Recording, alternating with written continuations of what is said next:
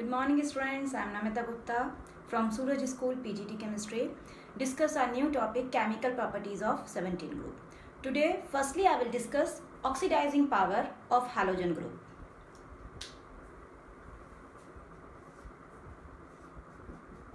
Oxidizing power. What is the meaning of that? We know halogens have tendency to gain electron, and if they will be gain electron, they will be reduced or show the reduction. If they will be reduced, now they will be called oxidizing agent. तो hope so student ये point हमें clear है. Halogen tendency होती है reduction करने की, खुद का रिडक्शन करने की, इलेक्ट्रॉन को गेन करने की, because these all are very electronegative. तो अगर ये बहुत ज़्यादा इलेक्ट्रॉन नेगेटिव हैं और ये इलेक्ट्रॉन को गेन करेंगे तो टेंडेंसी टू गेन इलेक्ट्रॉन, खुद का क्या करेंगे रिडक्शन, और अगर ये खुद का रिडक्शन करेंगे तो दूसरों का क्या करेंगे ऑक्सीडेशन. तो यहाँ पे हम बोल सकते हैं कि 17 ग्रुप के एलिमेंट्स मोस्ट इलेक्ट्रोनेगेटिव होने की वजह से, मोस्ट इलेक्ट्रोनेगेटिव होने की वजह से बेस्ट ऑक्सीडाइजिंग एजेंट है. That means best oxidising power होती है. और जैसा कि हमने ये बात पढ़ा था कि fluorine, chlorine, bromine, iodine top to bottom जाने पर इनकी इलेक्ट्रॉन नेगेटिव टेंडेंसी डिक्रीज होगी, और अगर इनकी इलेक्ट्रॉन नेगेटिव टेंडेंसी डिक्रीज होगी तो gaining of electron tendency decrease होगी, खुद का रिडक्शन करने की टेंडेंसी डिक्रीज होगी. दैट्स व्हाई हम यहाँ बोल सकते हैं from going top to bottom oxidising power will be decrease. Hope so student ये पॉइंट आप लोगों को क्लियर है. सेकेंड केमिकल प्रॉपर्टी में हम स्टार्ट करेंगे thermal stability. Thermal stability of halogen acid. तो हैलोजन एसिड्स होते हैं स्टूडेंट्स हमारे HF, HCl, HBr और HI. तो यहाँ पे जैसा कि ये बात मैं कई बार आपको बता चुकी हूं,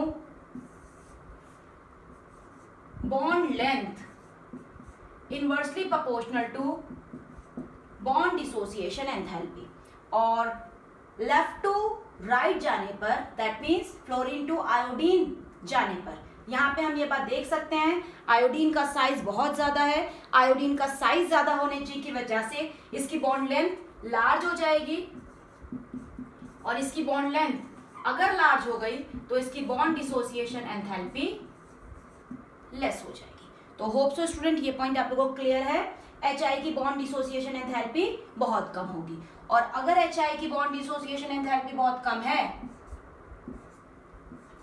तो हम यहां बोल सकते हैं from going top to bottom halogen acids will be dissociate easily. तो यहाँ पे thermal stability top to bottom जाने पर घट रही है, डिक्रीज हो रही है. तो this will be thermal stability decreasing order. Thermal stability decreasing order. तो स्टूडेंट यहीं से हमारा नेक्स्ट पॉइंट कंसीडर होता है. अगर हम बात करते हैं थर्मल स्टेबिलिटी की, तो यहां से हम अपना थर्ड पॉइंट एसिडिक करेक्टर ये भी समझ सकते हैं. तो एसिडिक करेक्टर क्या होता है? टेंडेंसी टू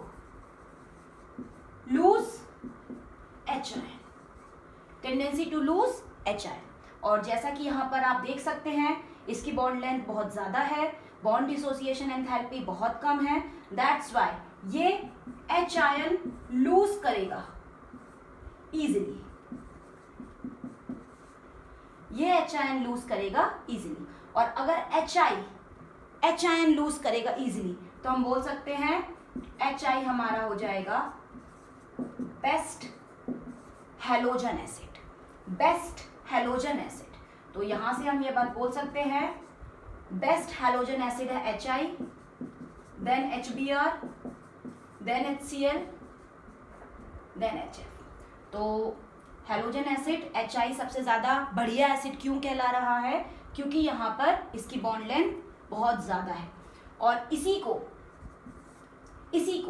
अगर हम थोड़ा सा चेंज कर दें, मीन्स हम यहां पर ले ले ऑक्सो हैलोजन एसिड। तो थोड़ा सा समझते हैं student. Again let we are taking oxo halogen acid, that means HClO,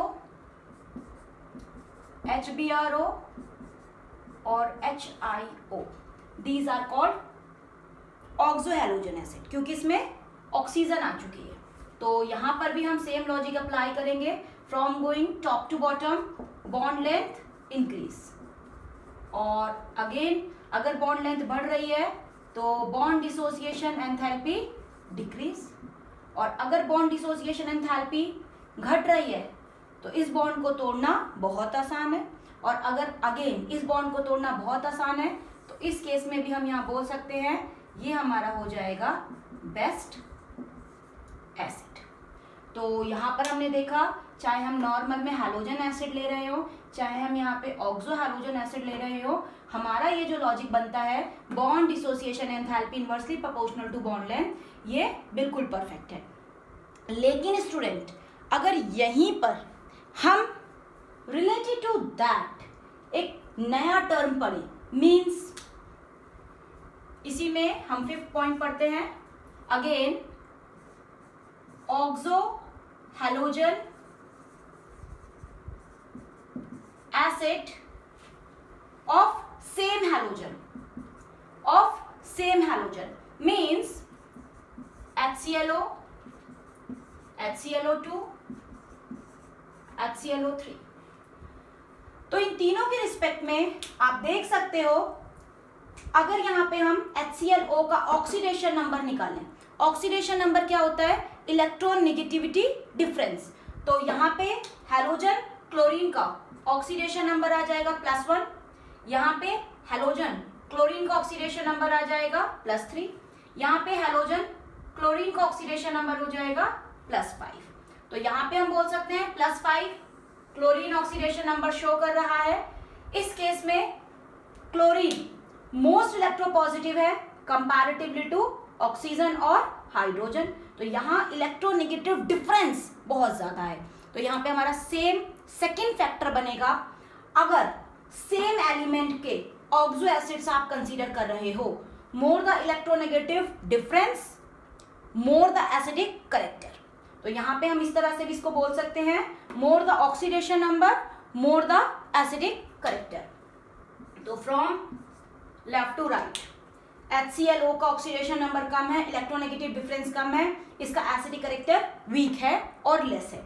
HClO3 में इसका ऑक्सीडेशन नंबर ज्यादा है, इलेक्ट्रोनेगेटिव डिफरेंस ज्यादा है, इलेक्ट्रोनेगेटिव डिफरेंस ज्यादा होने की वजह से इसका एसिडिक करेक्टर ज्यादा होगा।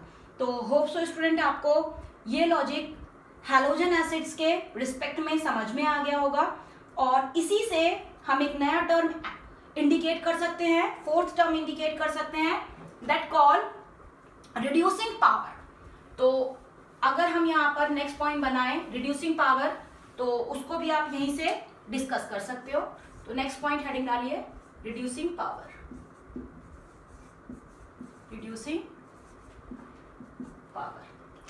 तो स्टूडेंट्स जैसा कि हमें समझ में ये वाला पॉइंट आ गया था बॉन्ड डिसोसिएशन एंथैल्पी के रिस्पेक्ट में, कि इसकी थर्मल स्टेबिलिटी बहुत ज्यादा है, स्मॉल साइज होने की वजह से इसकी थर्मल स्टेबिलिटी कम है, बॉन्ड लेंथ ज्यादा होने की वजह से बॉन्ड डिसोसिएशन एंथैल्पी कम हो जाएगी। तो रिड्यूसिंग पावर क्या होती है, तो रिड्यूस अदर, पावर होती है दूसरों के लिए, टू रिड्यूस अदर। तो अगर हम यहाँ पे बात करते हैं रिड्यूसिंग पावर की, तो हैलोजन ग्रुप जब अपना H आयन लूज करेंगे, H आयन लूज करके किसी दूसरे को अपना H आयन प्रोवाइड करेंगे, तो हम यहाँ पे बोलेंगे ये रिड्यूस कर रहे हैं किसी और को अपना हाइड्रोजन प्रोवाइड करके। तो यही टेक्निक, यही कॉन्सेप्ट इनकी रिड्यूसिंग पावर कहलाएगी। The tendency to lose H ion by the halogen acids is called reducing power. तो यहाँ पे आप देख सकते हैं एच आई इजिली अपना एच आयन लूज करेगा, दैट्स वाई हम इसको बेस्ट एसिड बोल रहे थे, दैट्स वाई हम इसको बोलेंगे इसकी reducing power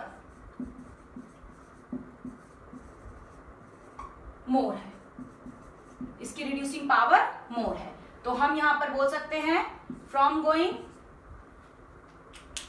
fluorine to iodine reducing power increase, hydrogen acid की रिड्यूसिंग पावर बढ़ेगी। क्यों बढ़ेगी? Again HF bond hydrogen bonding show करेगा, और अगर HF हाइड्रोजन बॉन्डिंग शो करेगा तो वो टूटेगा ही नहीं, और टूटेगा तो उसकी बॉन्ड डिसोसिएशन एंथैल्पी तो नॉर्मल से भी बहुत ज्यादा हो जाएगी, तो प्रॉब्लम आ सकती है। HCl साइज छोटा है, respectively HI easily break down हो जाएगा, साइज बड़ा है, अपना H आयन इजीली प्रोवाइड करेगा, रिड्यूसिंग पावर कहलाएगी।